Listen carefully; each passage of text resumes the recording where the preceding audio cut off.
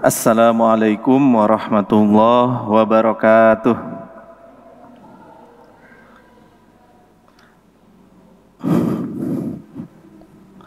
Bismillahirrahmanirrahim. Alhamdulillahirabbil alamin wal aqibatu lil muttaqin wala udwana illa 'alal zalimin. Asyhadu an la ilaha illallah wahdahu la syarikalah wa la syai'a mislah wa la syai'a yu'jizah.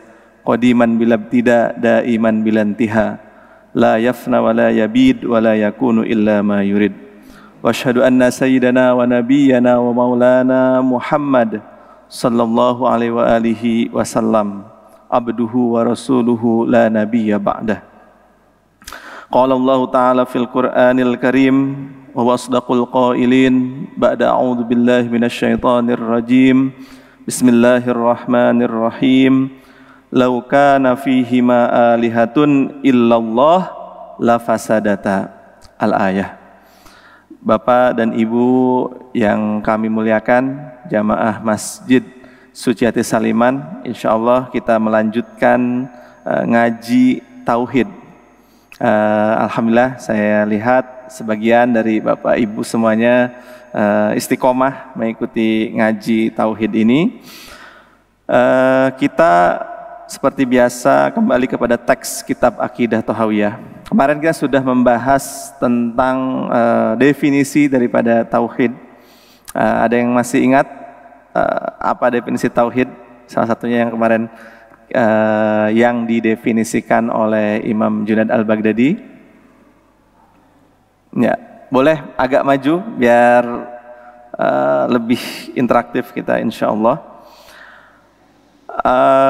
Kemarin kita membahas tentang definisi tauhid atau akidah atau iman, ya.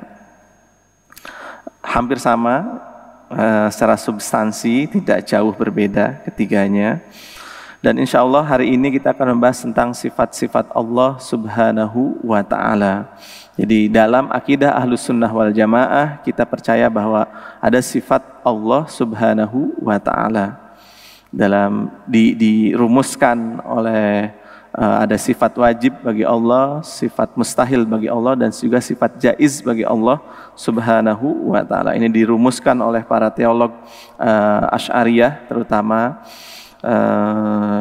dan dibuat dengan sangat indah oleh Imam As-Sanusi menjadi 50 aqaid ini. Dan sampai hari ini populer di apalagi di Asia Tenggara, ya, di Indonesia, Malaysia, Singapura, Brunei. Ini konsep akidah 50 sangat populer, atau akidah seket, ya, dalam bahasa Jawa. Dan sebagian golongan itu tidak menerima Allah memiliki sifat. Misalnya Mu'tazilah. Mu'tazilah itu tidak percaya adanya sifat Allah Subhanahu wa Ta'ala. Tapi Asy'ariyah dan juga Maturidiyah tentu saja, atau Ahlus Sunnah wal Jamaah, kita yakin dan percaya bahwa ada sifat Allah Subhanahu wa Ta'ala. Di poin kedua, kemarin kita sudah membahas tentang keesaan Allah Subhanahu wa Ta'ala. Allah kita tahu esa, tak berbilang, esanya Allah tidak tersusun dari apapun, jadi absolute uniqueness. Dan poin yang kedua dalam akidah Thahawiyah, wala syai'a misluh, tidak ada apapun yang menyerupai Allah Subhanahu wa Ta'ala. Tidak ada apapun yang serupa dengan Allah Subhanahu wa Ta'ala. Tidak dalam zatnya, tidak dalam sifatnya, tidak dalam bentuk apapun. Jadi Allah Subhanahu wa Ta'ala berbeda dengan apapun, dengan makhluk, dengan apapun. Dalam Al-Quran Allah Subhanahu wa Ta'ala berfirman, a'udzubillahi minasyaitonirrajim, bismillahirrahmanirrahim, laisa kamitslihi syai'un wa huwas samiul basir. Jadi tidak ada sesuatu apapun yang serupa dengan Allah Subhanahu wa Ta'ala. Atau dalam ayat yang lain, walam yakun lahu kufuwan ahad, hal ta'lam lahu samiyan. Tidak ada apapun yang menyerupai Allah Subhanahu wa Ta'ala. Jadi Allah tidak sama dengan apapun, dengan cara apapun. Ya, dan menyamakan Allah Subhanahu wa taala dengan makhluknya ini sama saja menduakan Allah Subhanahu wa taala. Menyamakan Allah Subhanahu wa taala dengan imajinasi kita misalnya, itu juga tidak boleh, karena tidak mungkin imajinasi kita bisa menjangkau Allah Subhanahu wa taala. Atau kita mengimajinasikan salah satu sifatnya Allah Subhanahu wa taala. Dan ini kita akan terjebak kepada menegasikan tauhid, atau kita terjebak daripada pengingkaran terhadap tauhid. Jadi mengimajinasikan zat yang tak terhingga, yang tak terbatas dengan akal manusia yang terbatas, ini pasti akan jatuh kepada kekeliruan.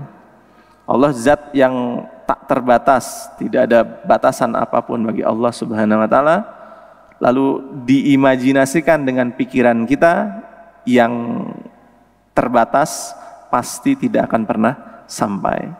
Pikiran kita itu terbatas. Dulu waktu kecil kita tidak tahu apa-apa, lalu kita belajar jadi tahu sesuatu, terus belajar lagi jadi tahu-tahu lagi, dan hari ini kita terus bertambah pengetahuan kita. Pengetahuan kita berbeda dengan pengetahuan yang lalu, dan mungkin besok juga kita akan berubah lagi pemikiran kita. Dan pemikiran kita yang berubah-ubah ini menunjukkan ketidaksempurnaan pikiran kita, dan ketidaksempurnaan ingin menjangkau kepada zat yang maha sempurna itu jelas tidak akan pernah sampai. Mahma tasawwarta bibalika wallahu wara'a dzalika. Apapun yang terlintas di dalam pikiran kita, pasti Allah Subhanahu wa taala melampaui itu. Jadi sehebat apapun imajinasi kita menggambarkan zat Allah Subhanahu wa taala, pasti itu bukan Allah Subhanahu wa taala. Manusia hanya bisa berpikir, mengimajinasikan, berhalusinasi tentang makhluk lainnya, tapi tidak akan pernah bisa mengimajinasikan Allah Subhanahu wa taala. Dengan intelektual sekeren apapun tidak akan pernah bisa. Ini salah satu poin daripada tauhid, kita meyakini dengan sepenuh hati tidak ada apapun yang menyerupai Allah Subhanahu wa taala. Dan poin berikutnya, wala syai'a yu'jizuh, tidak ada apapun yang mampu menundukkan Allah Subhanahu wa taala. Tidak ada sesuatu apapun yang bisa mengalahkan Allah Subhanahu wa taala. Innallaha ala kulli syai'in qadirun. Jadi sungguhnya Allah Subhanahu wa taala itu kuasa atas segala sesuatu. Jadi sesuatu apapun mampu dilakukan oleh Allah Subhanahu wa taala. Dan tidak ada hal yang tidak mampu dilakukan oleh Allah Subhanahu wa taala. Ketidakmampuan ini menunjukkan ketidaksempurnaan, dan Allah Subhanahu wa taala adalah zat yang maha sempurna, maha segalanya, dan mampu membuat apa saja, menciptakan apapun dan mengabulkan apa saja. Dan tidak ada apapun yang bisa melemahkan Allah Subhanahu wa taala. Dalam surah Fatir Allah Subhanahu wa taala berfirman, "Wa ma kana Allahu liyu'jizahu min syai'in fis sama'i wala fil ardh innahu kana 'aliman qadira." Jadi Allah tidak akan bisa digagalkan oleh apapun, dikalahkan oleh apapun, baik di langit maupun di bumi, sebab Allah Subhanahu wa taala Maha mengetahui dan tidak ada batas dalam kekuasaan Allah Subhanahu wa taala. Jadi menciptakan apapun itu mudah bagi Allah Subhanahu wa taala. Menciptakan alam raya, alam semesta saja Allah Subhanahu wa taala mampu, apalagi hanya menciptakan hal-hal yang diinginkan oleh manusia. Makanya ini menjadi keyakinan kita, berdoa kepada Allah Subhanahu wa taala, minta apapun, minta kebaikan untuk diri kita, keluarga kita, sebanyak-banyaknya, yang terbaik kita minta kepada Allah Subhanahu wa taala. Tidak ada yang mustahil bagi Allah, tidak ada yang tidak mungkin bagi Allah Subhanahu wa taala. Wala ilaha ghairuhu. Dan poin berikutnya dalam akidah tahawiyah, wala ilaha ghairuhu, tidak ada ilah, tidak ada sesembahan apapun, tidak ada Tuhan apapun ghairuhu kecuali Allah Subhanahu wa taala.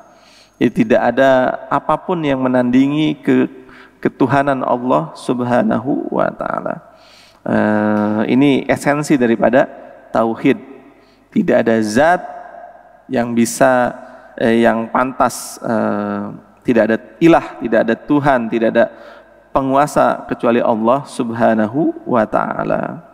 Jadi Allahu la ilaha illa huwal hayyul qayyum. Allah Subhanahu wa taala tidak ada Tuhan kecuali Ia, kecuali Allah yang maha hidup kekal, sumber swamandiri dari segala wujud. Seluruh yang ada ini adalah disebabkan oleh Allah Subhanahu wa taala, dihadirkan oleh Allah Subhanahu wa taala. Dan ini juga menjadi ayat ini memberikan arahan jelas bahwa siapapun yang meyakini Allah Subhanahu wa taala memiliki anak, memiliki teman, memiliki menteri, memiliki apapun di sisi Allah Subhanahu wa taala, ini adalah keliru, pemahaman yang keliru. Allah Subhanahu wa taala adalah ilah satu-satunya, adalah Tuhan satu-satunya, tidak beranak dan juga tidak diperanakan. Dan juga kalau misalnya secara logika juga tidak mungkin ada dua Tuhan, ada dua Tuhan dalam satu. Dan kalau ada dua Tuhan, terus yang satu berkehendak, yang satu lagi berkehendak, lalu salah satu dikalahkan kehendaknya, maka pasti itu bukan Tuhan. Karena Tuhan tidak mungkin dikalahkan kehendaknya, dan Tuhan tidak mungkin juga disamai perbuatannya. Tuhan Sang Maha Sempurna, Maha Segalanya, tidak ada apapun yang serupa dengan Allah Subhanahu wa taala. Kalau seandainya ada dua Tuhan, lalu kedua-duanya ingin terlaksana, yang satu misalnya pengen hujan, yang satu ingin kemarau, dan kalau dua-duanya terlaksana, dan ini tidak mungkin tentu saja. Nah, ini dua-duanya ini kan berlawanan, dan dua-duanya ingin terjadi di waktu yang sama, di detik yang sama, yang pada akhirnya yang satu bisa, yang satu tidak, maka yang satu menjadi perkasa, yang satu lagi tidak. Ini menunjukkan satunya tidak berkuasa menjadi Tuhan karena dia tidak mampu mengeksekusi kehendaknya. Yang satu lagi pasti bukan Tuhan karena keinginannya juga dikalahkan oleh Tuhan yang lainnya. Jadi kedua-duanya pasti bukan Tuhan. Atau ada 3 Tuhan atau 4 Tuhan, itu juga tidak logis secara akal, jadi irasional. Atau kedua kehendaknya tidak tereksekusi, misalnya ada 2 Tuhan, dua-duanya ingin melaksanakan sesuatu, dan keduanya tidak tereksekusi. Ini malah menunjukkan bahwa itu keduanya bukan Tuhan. Kenapa? Karena Tuhan itu pasti terlaksana keinginannya. Tuhan yang maha kuasa, ala kulli syai'in qadir. Kalau tidak terlaksana keinginannya, kehendaknya, maka itu tidak qadirun, tidak kuasa atas kehendaknya, maka pasti itu bukan Tuhan. Dan seterusnya, nanti akan banyak sekali dalil-dalil yang menunjukkan kelemahan kalau ada Tuhan lebih dari satu. Dan ini menjadi keyakinan kita bahwa Tuhan itu hanya satu, Allah Subhanahu wa ta'ala. Jadi apapun klaim ketuhanan yang mengatakan ada Tuhan lebih dari satu, itu pasti bukan Tuhan tadi. Dan poin berikutnya tentang ketuhanan adalah qadimun bilabtidain, daimun bilantiha. Yang namanya Tuhan itu pasti qadim, kekal, bilabtidain, tanpa ada awal. Tuhan itu pasti kekal tanpa ada awal. Daimun bilantiha, dia akan abadi tanpa ada akhir. Jadi kalau ada Tuhan ada awalnya lalu ada akhirnya, itu pasti bukan Tuhan. Misalnya ada yang mengklaim ada Tuhan tapi pernah dilahirkan, atau ada Tuhan lalu meninggal karena sesuatu, itu pasti bukan Tuhan. Segala klaim ketuhanan, Tuhan pernah ada awal, itu pasti bukan Tuhan. Apalagi Tuhan mati, itu secara logika juga sudah sangat rancu, itu pasti bukan Tuhan. Ini standar ketuhanan dalam agama Islam. Jadi apapun klaim orang lain tentang Tuhan, agama apapun tentang Tuhan, tentang ketuhanan, lalu mengatakan, oh saya punya Tuhan, Tuhan saya sakti, Tuhan saya dilahirkan oleh seseorang. Oh stop dulu, nanti dulu, apa benar Tuhan itu bisa dilahirkan ya? Tuhan sang pencipta seluruh alam semesta, lalu kok dilahirkan? Ini kan secara logika tidak masuk akal. Ini standar ketuhanan dalam agama Islam. Misalnya saudara kita dalam kemanusiaan, agama Nasrani misalnya meyakini bahwa Yesus itu adalah Tuhan, kita cek ada awalnya tidak Yesus itu. Beliau dilahirkan oleh Sayyidina atau Sayyidah atau ibu siapa? Maryam.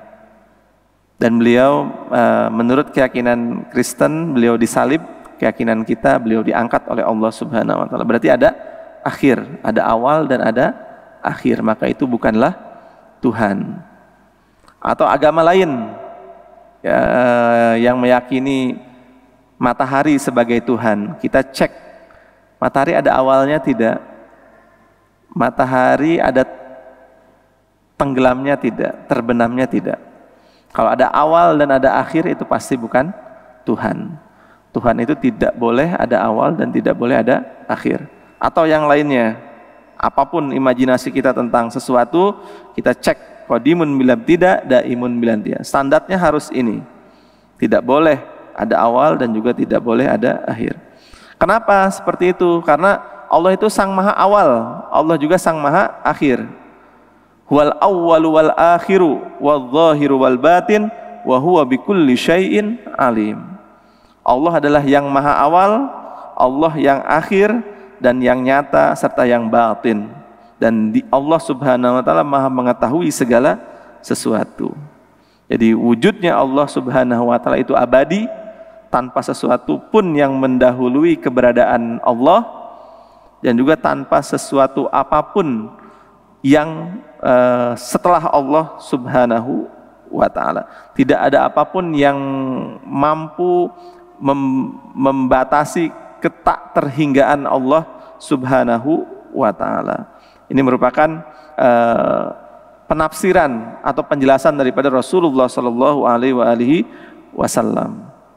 Beliau dalam salah satu hadis sahih mengatakan, Allahumma anta awwal falaisa qablaka syai' wa antal akhiru falaisa ba'daka syai'. Ini adalah tafsir atas ayat tadi, wal awwal wal akhir. Jadi Allah Subhanahu wa taala adalah sang maha awal, tidak ada apapun sebelum Allah, dan Allah sang akhir, tidak ada apapun setelah Allah Subhanahu wa taala. Allah sang pencipta, Allah yang menjadi sebab adanya segala alam semesta.